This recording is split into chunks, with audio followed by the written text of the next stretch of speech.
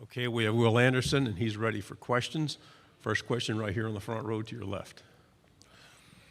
Good morning, Will. Good morning. AP Stedham, WHEP, Foley, Alabama. Will, I'm sure you've examined Derek Thomas's numbers as a junior. He had 18 sacks. And then next year, as a known commodity, he increased it to 27. How do you prepare for the season knowing you're going to be a target for all these different offenses trying to block you? Well, for me, I'm just going to approach the season like I approached it last year and just be Will Anderson. I'm not going to try to do anything special, or go out there and be, any type of hero. I'm just going to go out there and be myself, be the player that, I was when I first got here, and just help my teammates out and go out there and play team football and not be selfish and try to do anything stupid. So, yeah. To your right, third row. I will. Tyler with KBTX and College Station. When you guys host A&M this year, is there going to be any more kind of fuel to the fire or a little more meaning to that game? We approach every game the same. We know the history behind that game. We know what to expect. We know what type of game it's going to be. And we're just going to go out there and play Alabama football. To your right, front row. Dick Cox with Lindy Sports and Cox Sports Broadcasting.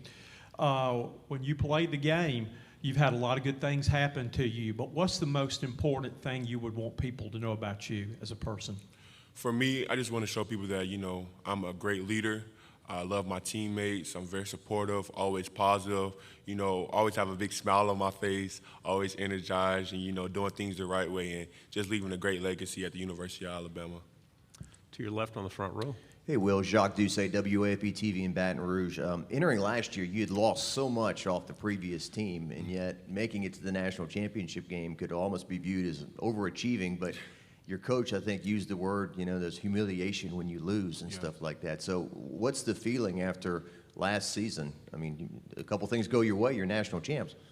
Exactly what he said. The biggest goal of our team always is to win a national championship, and we didn't meet that goal last year, so that season was not the successful season that we wanted because, all the blood, sweat, and tears we put in and, all the hard work, all the long meetings is to get to a national championship and win it, and we got there, but we didn't, finish the way we wanted it to finish. To your right, second row. Hey, Will. Tony Sukalis, Bama Central. Jordan Battle said he wants to be a comedian when he's done with football. What do you feel about that? And what's the funniest thing you heard from Jordan? And maybe what does he bring to the locker room? A comedian? I would say Jordan would be a dancer, if anything, after the season. He got some funny jokes, but I think he dances better than when he jokes. To your left, third row, please.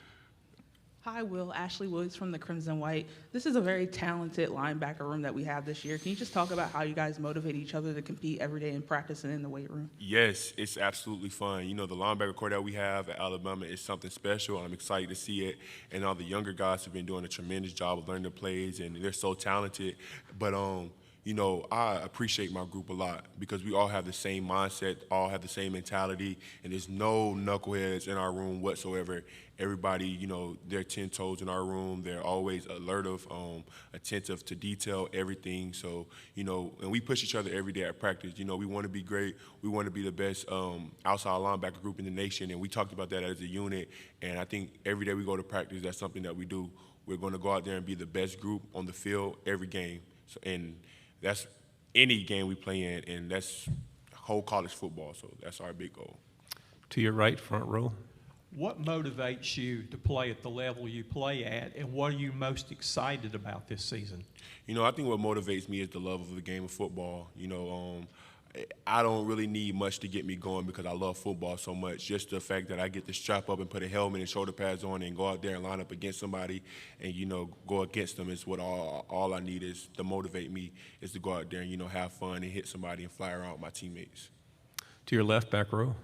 Dan Peck, ESPN 106.7 in Auburn. Eli Ricks was one of the bigger transfer portal moves of the offseason. What can you say about what you've seen from him so far as a teammate? He's tall, lanky, he's long, he can move really well, he can knock down balls, he can go up there and jump with people who try to jump with him. And it's been exciting to watch him practice these couple of practices that we had. He's a really good player, and he's a better teammate and a good person. To your right, fourth row. Hey, Will. Ben, Local 3 in Chattanooga. Jordan mentioned Jahmyr Gibbs and his pass catching abilities and how it's helping the linebackers. Yes. How is it helping you guys, and what stands out about him to you? He's like a little wide receiver sometimes. You know, when you have to take those wheel routes on him and stuff like that, you better get on your horse because he got wheels and he can run. So he's dangerous out the backfield, but I love it. It's fun to watch. To your left on the front row. Hey, Will, Michael Cobble from WBRZ TV in Baton Rouge. Coach Saban was just asked about having you and Bryce on his team, and he said he'd never had such elite players and people on opposite sides of the ball at one time. He said this is a first. What does it mean for both of you to kind of command each side of the ball and raise everyone's expectations? You know, I think when you step into the leadership role, it becomes, you know, a part of you. It's who you are. And, you know, you have to command. You know, you put in that position to lead. You put in that position to help others. And it would be selfish not to help others. And you know what's right from wrong. And you know how to go, you know, through the system. And you know the standards. So just to do that, I mean, it's a blessing because, you know, not a lot of people have that skill. But to have that skill and to work with Bryce on that skill, it's been amazing. We have time for 2 questions, back row to the left, and then we'll come here. High-quality defensive line play makes your job easier. What can you say about the defensive line that Alabama brings into the 2022 season? You know, there's a lot of big bodies in there, a lot of big guys that can move really well, that can bend really well, that can strike people and get off blocks. But, you know, it makes my job so much easier, you know, when they push the pocket and the quarterback steps up. So, but those guys have been doing a phenomenal job. You know, their weight's looking good. They're moving really good. They've been working really hard as a unit to get better. And, you know, I commend them guys because they've been doing a really great job. Final question, second row. Will, Jeff Spiegel, ABC 3340 in Birmingham. I know this football team's tight brotherhood. When things happen like what happened back in May when Coach Fisher kind of, you know, rails on Nick Saban with that press conference, how does the team react to that? You know, we note it. We don't have to speak on it too much. We see what's going on. And, you know, when the pass get on and the game get going, we'll address it then. Will, thank you very much. Good job. Thank you.